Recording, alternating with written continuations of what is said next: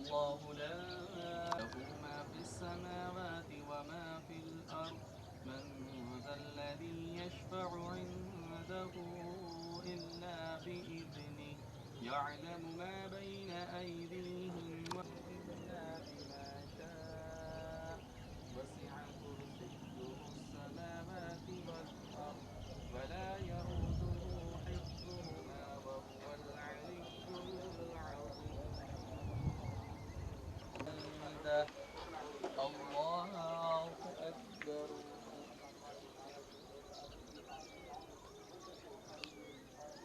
الله أكبر الله أكبر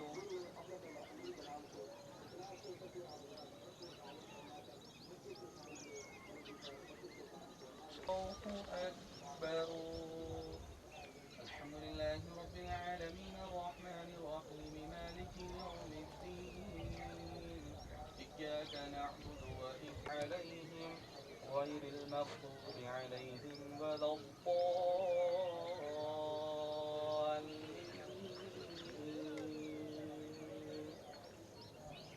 إذا جاء يدخلون في دين الله أفواجا فسبح بحمد ربك واستغفر إنه كان توابا الله أكبر الله أكبر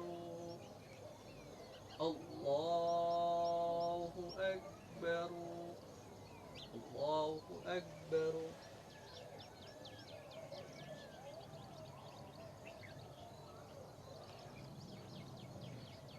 سمع الله لمن حمده الله أكبر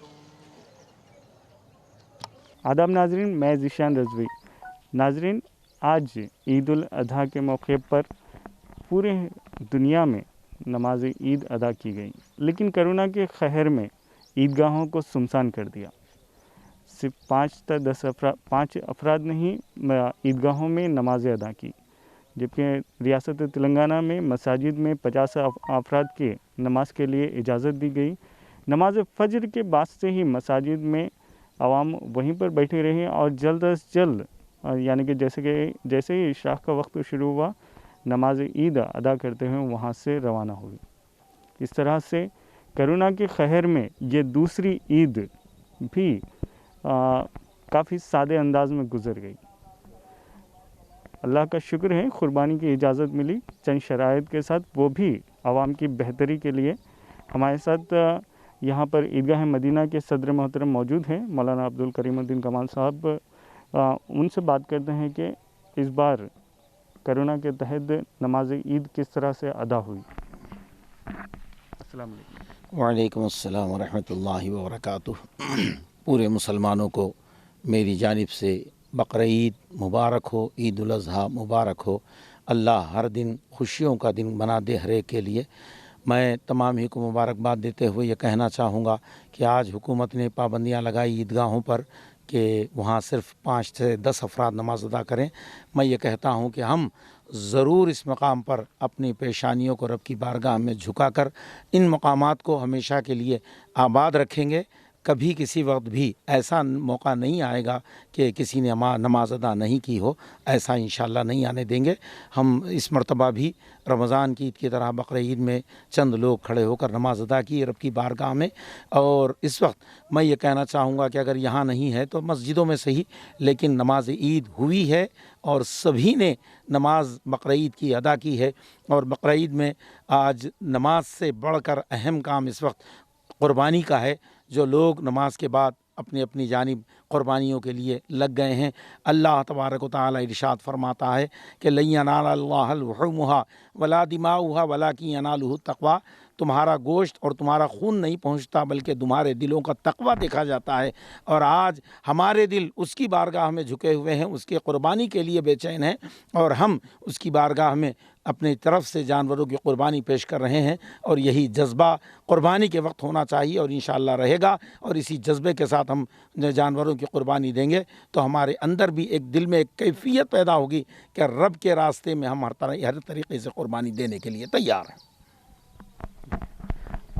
नाज़रीन, ईद उल ज़ुहा या फिर ईद क़ुरबान भी इसे कहा जाता है। ये सिर्फ़ जानवरों की क़ुरबानी तक इसे महदूद ना रखिए कि हर साल हम जानवर लाते हैं, उसे पालते हैं, फिर क़ुरबान कर देते हैं। आप ये भी सोचें कि इस दिन हमारी जो बुरी आदतें हैं, हम एक आदत को क़ुरबान करेंगे ताकि अल्लाह के पास जैसा कि मौलाना ने इरशाद फरमाया कि अल्लाह के पास हमारा गोश्त या फिर जानवर नहीं पहुंचता, हमारी नीयतें पहुंचती हैं।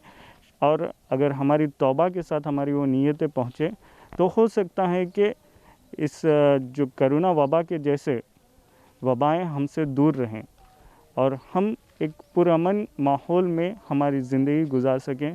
और वाज़ेह रहे कि गुज़िश्ता कई दिनों से मुसलमानों पे कई तरह के आफ़ात व बलायात आ रहे हैं। मुसलमानों ने अपना दिन पे दिन अपना वक़ार खोते जा रहे हैं।